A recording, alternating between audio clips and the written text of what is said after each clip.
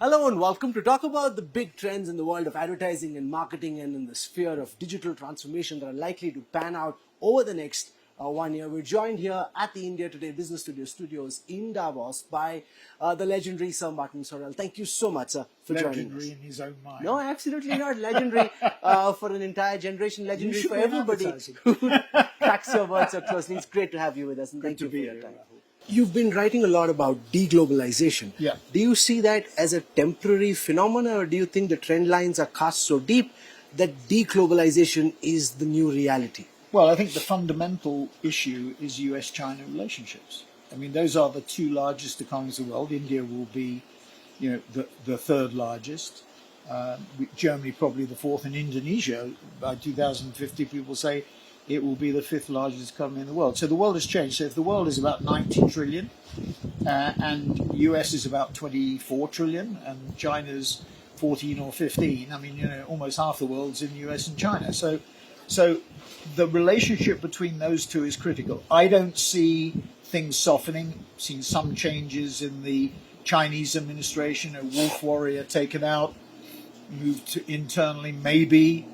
President Xi is, with the issues that he faces in China around youth unemployment, the real estate market, COVID, vaccinating the elderly, all those things may be a little bit softer. But I think part of his legacy will be Taiwan, and that raises the Taiwan security issue. And I think as long on the U.S. side, it's a bipartisan issue. Both Republicans and Democrats are agreed on one thing, and that is this anti-China rhetoric. You hear it at Davos. I mean, in May, I remember a session here where it was totally needless.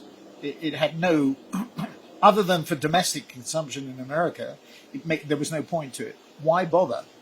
And it's that relationship that's critical. So the answer to your question is, I think it continues unless we see a significant improvement in US-China relationships. What are the key trends in the worlds of advertising and marketing that you're watching out for most closely this year? Well, I think this year, because CEOs, and we've already seen a heavy turnover in CEOs, the average life of a CEO in the FTSE 100, I think, is about 5 years. This year and 24. That's because they're not Martin Sorrell. You had the longest tenure, 30 plus years. I was the fool that stayed there for 33 years. I think the issue is that there's a short-term focus. One of the trends we're seeing is a focus on activation and performance. Last year they got price increases. This year it's going to be more difficult for clients to get price increases. Their margins are going to be under pressure. So two things. One is moving down the funnel, as we call it, to activation and performance. So emphasis on volume, emphasis on revenue growth, critically important. And so ROI, media mix modeling, how much do I spend on digital, which is probably easier to measure, data and analytics, first party data, all that stuff, which plays to our strengths. And then secondly, digital transformation, because margins are going to be under pressure because costs, they won't be able to get the price increases. Margins, but most analysts are forecasting that earnings will be down this year. There'll be a correction on earnings, and that there'll be pressure on margins. So digital transformation, ironically, they should have done it when times were good, but human nature being what it is, you only do things when you have to. And so I think you're going to see a lot of acceleration of marketing transformation between three functions: sales, marketing, and IT. They're coming together, and they have to come together to make the case to procurement and finance, which in the world that we're living in at the moment have more power inside corporations. So those two things, top line growth, critical, and getting costs down. So what's your outlook then for the more traditional media? Let's start with print. It's pretty gloomy. Mm-hmm. How gloomy? Well, if you look at a US, advertising as a proportion of GDP, when I started, was around 2%. It shrank to under 1%, and it's forecast to go back up to about 1.5%. It's come down a bit post-COVID from about 1.7. All that growth from 1 to 1.5% by 2025 or whenever it is going to come by the continued rise of digital, so which is currently about 65% in the US and will be 75% by 2025. Analog, whether it be live to air, free to air TV, classical newspapers in a physical form, classical radio, not digital radio, or classical outdoor, is forecast to be flat or down. You know, Bob Iger, when he came back to, or actually before he came back to Disney, which I think is good for Disney, Bob Iger, despite what Nelson Peltz might say, Bob Iger was quite clear about what was going to happen to free-to-air, and owning ABC as part of Disney was quite clear that the streamers were the future. I mean, there's too many of them, and there has to be consolidation.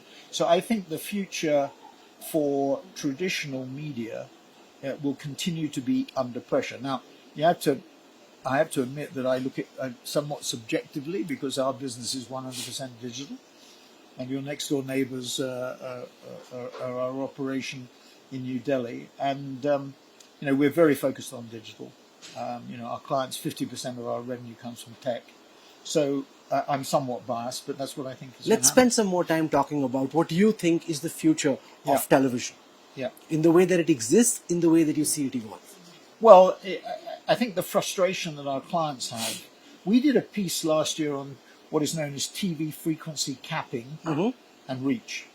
And TV frequency capping is a lot of clients get very upset because media agencies, media buyers, continue to run an ad in each break, the same ad. Consumers get upset, and the clients get upset because they think they're wasting money. So that's and there's a capping of that is necessary.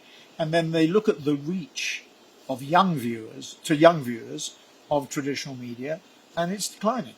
So a lot of clients are saying, why am I spending enormous amounts of money on classical TV or analog TV and repeating the problem?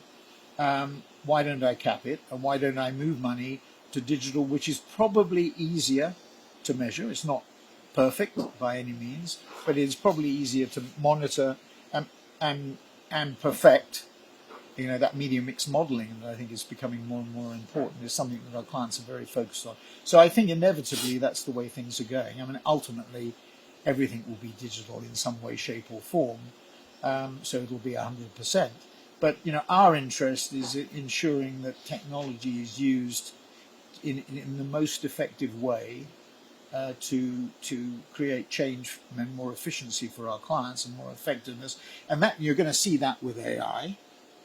Artificial intelligence. I mean, that's another wave that's going to come. So let me spend some time on that. Do you think that in the way that marketing is evolving, that ultimate distribution just essentially comes down to artificial intelligence? You don't really need marketing men like Martin Sorrell in the future to be able to get your message across. Well, I'll be dead and buried by then, but it'll take some time. But, there is this distinction between artificial intelligence and artificial general intelligence. The difference being that AI is more specific and, let's say, blue collar, more mechanistic and the sort of lower level jobs, whereas general intelligence, AGI, is about more highbrow, more intent. Now that will take time. It will take time for machines to learn more intricate and more complex things to do than menial tasks. I mean, I read an article about Krispy Kreme donuts are going to get rid of bakers and they're going to have it done by robots, AI robots, AI-driven robots. So moving from a more sort of blue-collar area to white-collar is going to be more difficult. Interestingly, in our industry, about a year ago, there was this design style which appeared out of Russia, I think it was, 2 years ago, 3 years ago.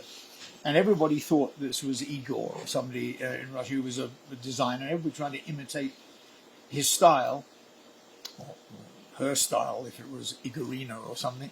And they after a year, they discovered that actually it was a robot who was doing it, and it wasn't. It was an AI-driven piece of intelligence. So I think people are underestimating the impact that this will have, because I think machines over time can be trained to do, with more and more experience, to do quite complex tasks, certainly much more complex than we currently think. So I think that's one of the issues. We've got a session on Friday on that here. It'd be interesting to hear what others have to say on that. But I think the impact will be more profound For example, on media planning and buying, which is the bedrock of the Do you holding envision a companies. future where a tool like ChatGPT could do your media planning? Yes, I do. How effective would it be versus a And smart I think it human? could be very effective. I think we're already starting to get there. We see in the digital space, the tech platforms, it was a misunderstanding. Tech platforms were not competitors to the holding companies because they didn't want to go into a big service business. But the tech platforms are developing technologies that can plan and buy media directly with clients in a very effective way. That is a massive problem for the holding companies because it attacks, the largest holding company in the world is no longer sadly WPP, it's Omnicom. Number 2 is Publicis. Number 3 is IPG. Number 4 is WPP. Number 5 is Dentsu, and number 6. However, all 6 companies depend for maybe almost half of their profitability on media planning and buying. That is going to come under increasing attack from technological changes that we are going to see. Some generally driven by data, but some driven by AI. Could it push media planning companies out of business in your view? It could, unless they adapt, it could do. So I think it's a fundamental. It's going to take a few years, but the technology is there. It has to be refined. I mean, the planning and buying can be done algorithmically on a basis of results, and machines can learn that more effectively than humans. Do you see the... Can a 25-year-old media buyer, that's who we're talking about, right? Are they the best? Do they have the experience? Do they have the knowledge? I mean, some do, but some don't. And I think in that area, it's a very algorithmic, mathematical, formulaic approach. Data changes over time, and you ingest the data immediately. I mean, for humans, it takes time to assess the impact of these things. Machines may be able to do it faster. How do you see the importance of platforms pan out from here? Does a Google, Facebook stay as significantly important as it is? Does it diminish? Yeah, because or does it go up? The press. I sound like Prince Harry. The press. The press like to slag off the platforms.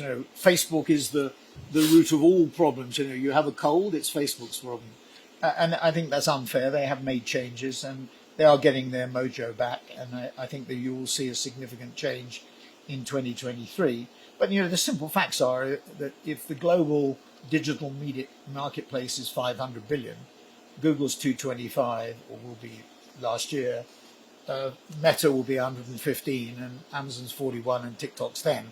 Those are the big platforms. Twitter gets the ink, or the digital ink, and it's only 5. Snap is 5.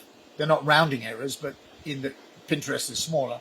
In the scheme, Alibaba and Tencent are bigger, obviously, but in the scheme of things, those 6 platforms, so Alphabet, Google, Meta, Facebook, Instagram, Amazon, Alibaba, Tencent, with the golden share that the Chinese administration now putting in, they come back into the picture, and then ByteDance, which has a golden share as well.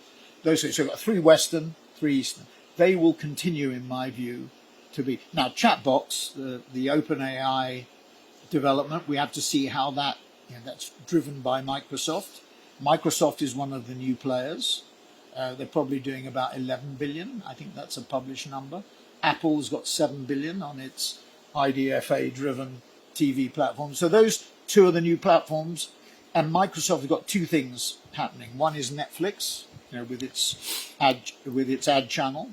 And the other thing they've got is whether the Activision games deal goes through. If that goes through, which I think it will, that means Microsoft becomes a big player. So whether you think Microsoft and Apple are new, I don't think they're new. I think they're part of the tech aristocracy, if I can put it like that. A lot of the OTT players are spending a lot less on developing new content, and they're also, like you mentioned, Netflix now turning to an advertising model because they think the subscriber model doesn't really play out in their revenues. I think that they look at this is something we've been saying that Reed Hastings and Netflix should have been doing for some time, because but he was religiously opposed to interrupting consumers. But the simple fact is YouTube has built an ad-based model, 30 billion, and Netflix has built a subscription-based model, 30 billion. So, if Netflix, which I think it will, can capture, I saw one analyst before Christmas suggest 2 billion. If it can capture 2 billion or 3 billion in ad revenue, that'll make a huge difference. But the other thing I think is that, the content wars will continue. There has to be rationalization. There will be. There are too many of these streaming platforms. If you had to pick a winner, who do you think that'll be? Well, I think Netflix and Disney are in the pole position. The content that Disney has, the fact that Iger has come back to Disney. I mean, he is probably the best, not probably, definitely, I think, the best manager of creative talent. And, he's, some people say, well, paid too much for Fox, but, Marvel and other things have been outstanding successes. So I think Disney and I think Netflix, I think they will slow, maybe too slowly, but they've got their act together. And your sense of how the world of marketing tech evolves from here, given the fact that in Europe and elsewhere, there's such a strong pushback on data privacy. If it's all about getting the right data to programmatically target the consumer, and now with governments clamping down, regulators clamping down, consumers becoming more conscious, how do you see that play out? It is tough.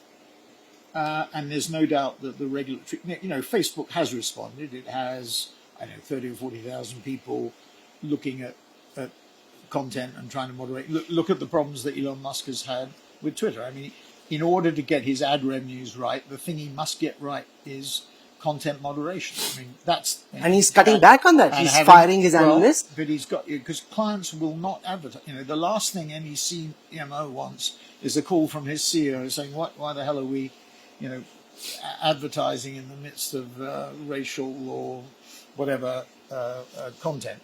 And so controversy is the last thing that our clients want. So that's on hold for the minute until that is sorted out. Now, you're right. Brand privacy, brand security, interference in elections, all these things have been massive issues. But there's another thing, which is, maybe a slightly unpleasant truth.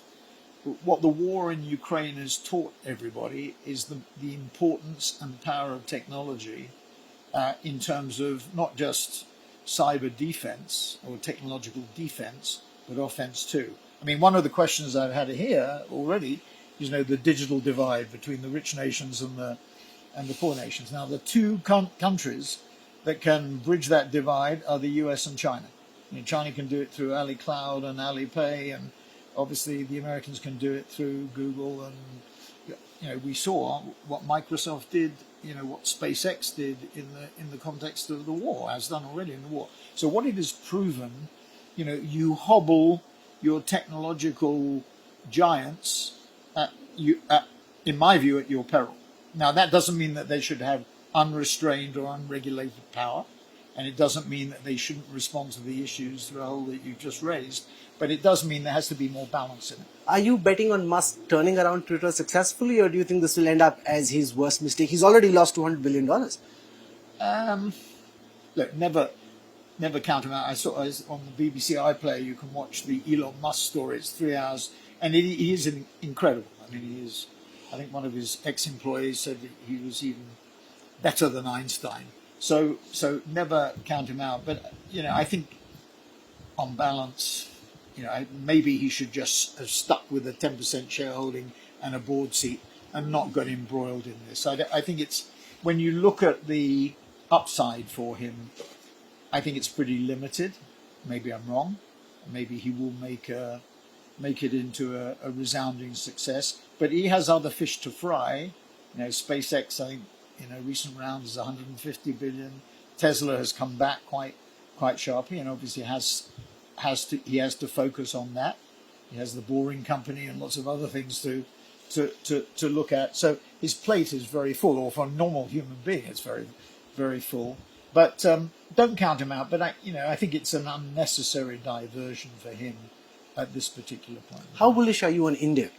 Very bullish on India. Why? Well, I think primarily, two reasons. One is I think Modi has been an inspiring leader for India and has made brand India a force, a greater and greater force. I mean, obviously, it will be one of the most populous country on the planet in due course, and from an economic point of view, it will be an even more powerful in the top five, with Germany maybe at 4 and Indonesia at 5.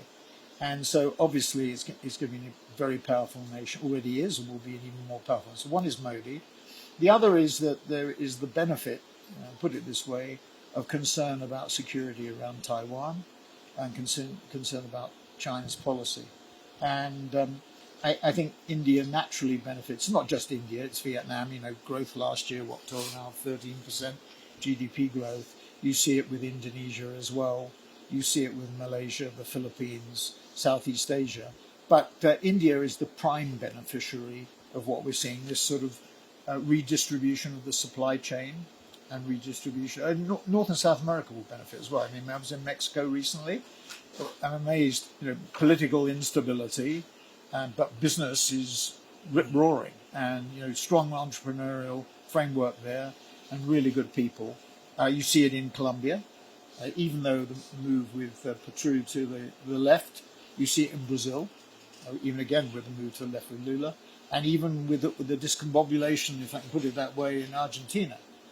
Argentina has superb tech and creative talent, and our people are superb. And you have companies in Argentina like Globant and Mercado Libre that have become forces not just in Argentina but through Latin America and globally.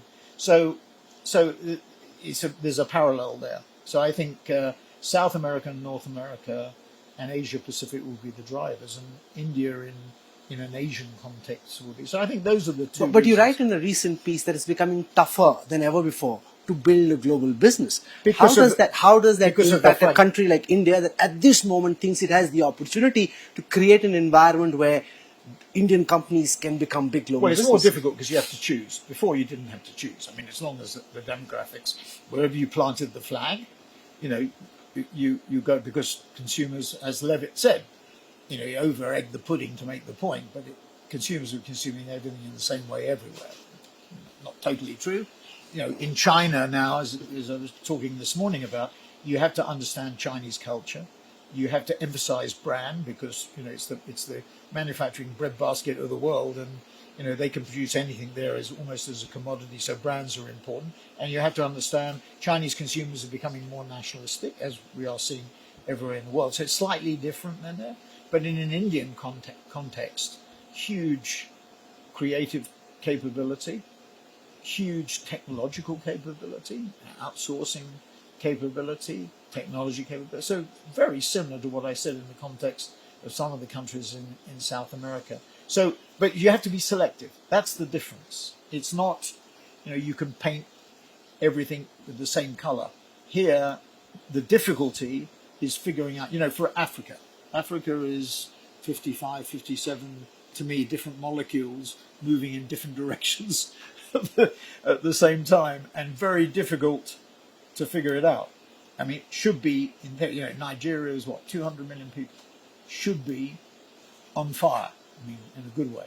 But, it's very difficult to operate in. So you have to pick your I'm going to use the word battlegrounds, it's the wrong word to use, but you have to pick your territories. That's the difficulty. And, what might be right today might be wrong. And, Europe, has become a very difficult place. I mean, if you and I were on the board of a company and massive investment in Romania or Poland or Czech or Slovakia or Ukraine, what would we, intuitively, maybe wrongly, because the objective would be to rebuild Ukraine, but intuitively we'd have an issue with that.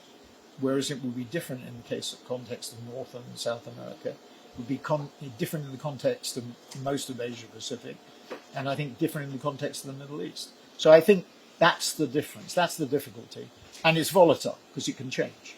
Now, you've been the best oracle in the business for a long time. I really enjoyed this conversation. Some interesting trends that you've spotlighted. we'll see how it pans out. Thank you very much, Sir Sorell, for Thank you, joining us. Rahul. Thank Thank you. you. Thank you very much. Thank Lovely you. having you with us. Thank you. We've enjoyed it.